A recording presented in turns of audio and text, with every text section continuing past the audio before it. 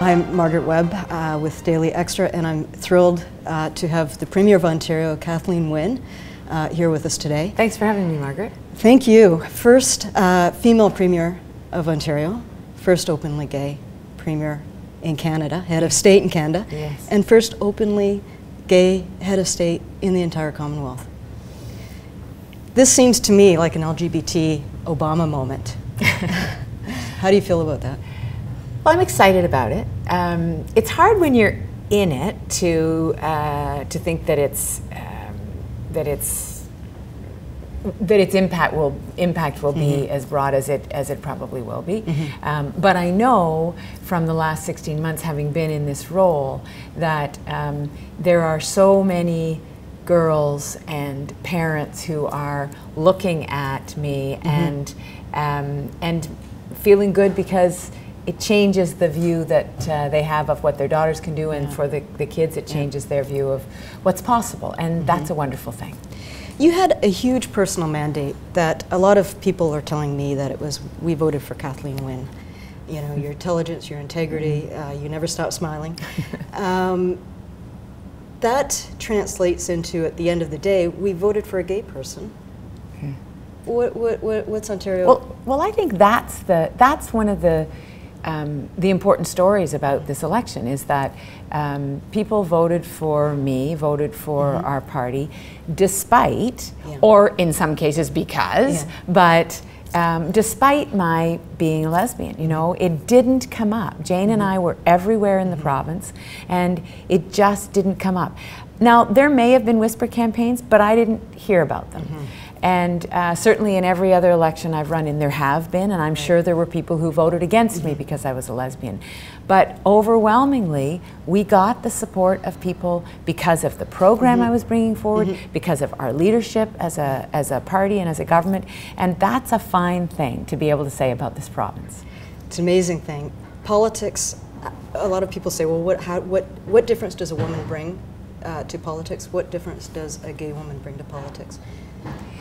Well, let me talk about what women bring, because there's a lot of research that's been done on having a critical mass of women. So if you have 30% of women, we now have over 35% of women in the legislature, and that's a threshold. You know, that's when different issues start to be dealt with. And I know from my own experience within government since 2003 that the poverty agenda, for example, was raised first by Women's Caucus. Now, there were men who wanted to be part of it and who were very supportive, but it was Women's Caucus who brought the reality of the need for a poverty reduction strategy to caucus, and that's why we have a poverty reduction strategy.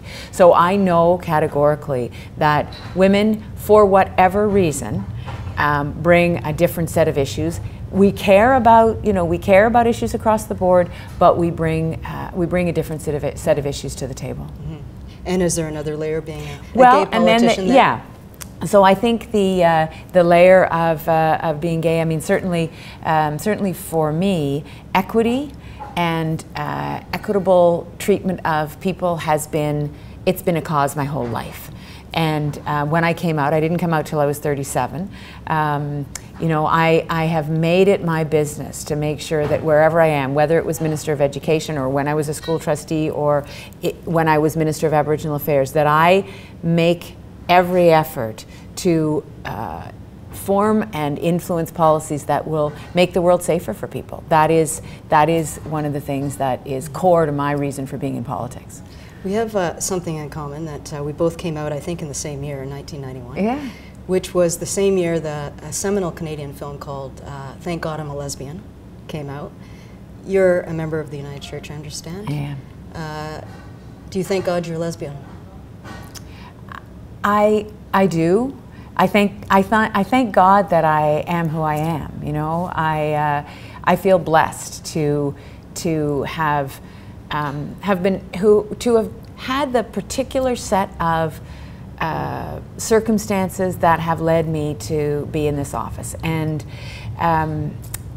you know, I believe that coming out helped me to tap into who I really am. So there's a spirituality attached to that, and I'm quite sure that had I not come out, I wouldn't be the Premier of Ontario, because I wouldn't have been able to tap into my whole being. And so I thank God for the opportunity to be who I am. That's great. Symbolic gestures, so much of politics seems to me about those little important gestures that, and we're used to seeing men in that position where the wife is sort of a step behind, and then when you give the speech, they hold hands or they kiss or they hug, and I'm wondering, with you and Jane on the campaign trail, how much discussion did you have around how you were going to present your relationship to?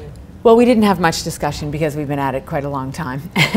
So there are norms that we've just established, you know.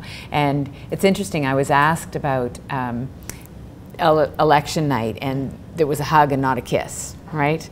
And that was a hard question, because I was being asked why not a kiss, and I have to say that I am who I am, and I try not to be defined by those either public displays of affection or not, whatever particular comfort level Jane and I have with being in public, and recognizing that the people that I'm with and that I'm interacting with have a certain comfort level too.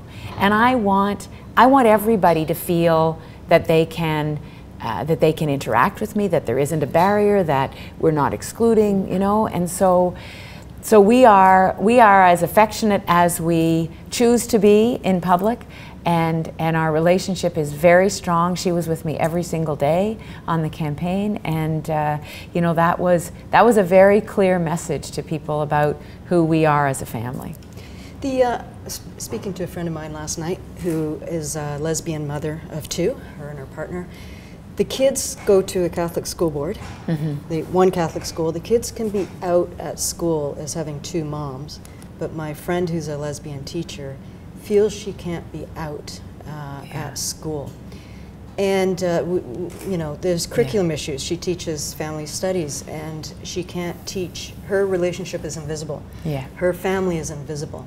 And now we have a Premier of a province who, a publicly funded school board, doesn't recognize your relationship or your family. How do we move forward on something like this? Very intentionally. And you know, I have had meetings with the Cardinal before he was the Cardinal, and because I was Minister of Education at that time, and he came in and met with me, and I know that there are challenges still. And it's one of the things that worries me, but it's also one of the things that we have to accept and we have to push on.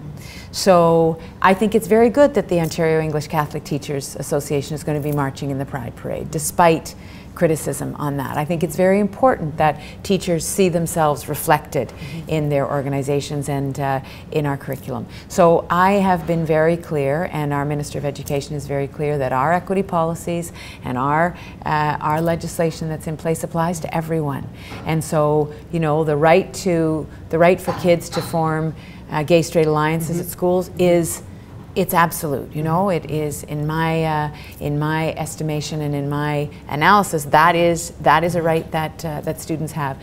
We now have to push that and make sure that those schools and those school boards are safe, not just for the kids, but for the adults, and not just for the teachers, but for the parents and for all of the people who are associated with them. And in your Pride speech, you talked about Ontario being a beacon of hope for the world, of inclusivity.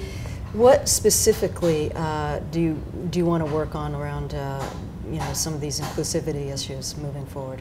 What's important for you? Well, I think you've identified one. You know, I think that making sure that our schools, because I think so much emanates from our schools, because if families can see a different way of being in the school setting, and you know, let's face it, we've got people coming from all over the world who bring different value systems and different histories, and we have to build this inclusion together. I think that starts with the education system, but it goes to our hospitals, it goes to our government services. We have to make sure that everything that we do as government reflects that inclusiveness. Any specific legislation? There isn't at this point, but you know, again, as we develop all our legislation, we have to have that equity lens on it and inclusion. Okay, great. Okay. Thank you. Thank you.